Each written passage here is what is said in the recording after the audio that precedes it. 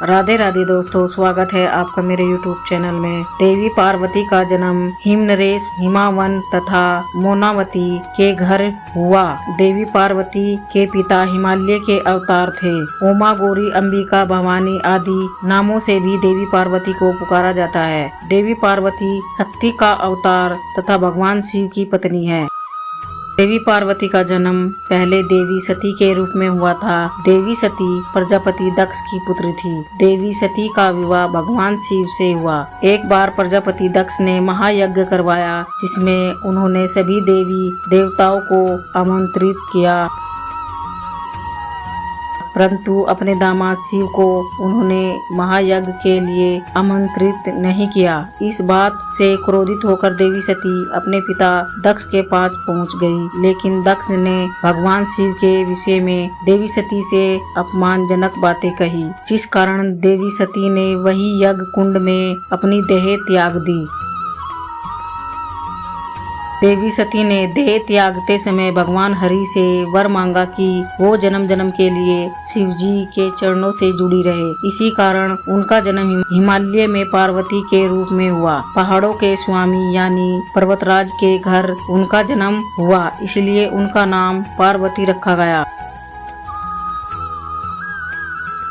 माना जाता है कि जब देवी पार्वती का जन्म हुआ, तब से वहाँ की नदियों में पवित्र जल बहता है तथा सभी पशु पक्षी सुखी रहते हैं। एक दिन नारद जी हिमनरेश के घर पधारे। तब हिमनरेश ने अपनी पुत्री पार्वती को उनके समक्ष प्रस्तुत किया और उनसे देवी पार्वती के गुण तथा दोष जानने चाहे।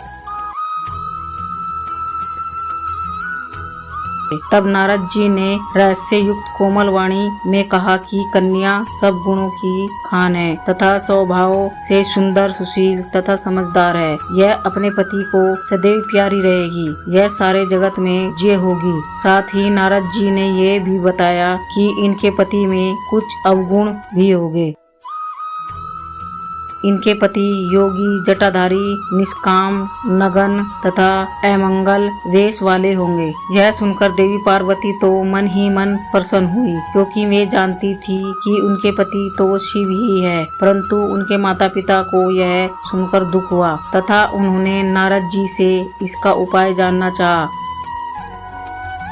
तब नारद जी ने कहा कि विधाता का लिखा हुआ बदला नहीं जा सकता, परंतु ये सारे अवगुण सद्गुण बन सकते हैं अगर देवी पार्वती का विवाह भगवान शिव से हो जाए, क्योंकि ये सारे गुण भगवान शिव में मौजूद है। परंतु भगवान शिव को प्रसन्न करना आसान नहीं है,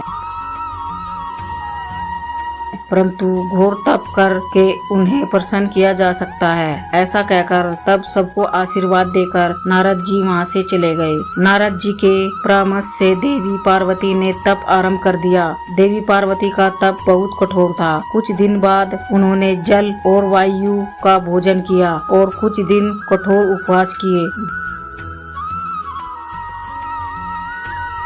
जो बेल पत्र सुखाकर पृथ्वी पर गिरते थे, 3000 वर्ष उन्हीं का सेवन किया। देवी पार्वती का घोर तप देखकर आकाश से आवाज आई, हे पर्वतराज की कुमारी, सुन, तेरा मनोरथ सफल हुआ। अब तुझे शिव जी मिलेंगे। यह सुनकर देवी पार्वती प्रसन्न हो गई और उनका शरीर हर्ष से पुलकित हो गया।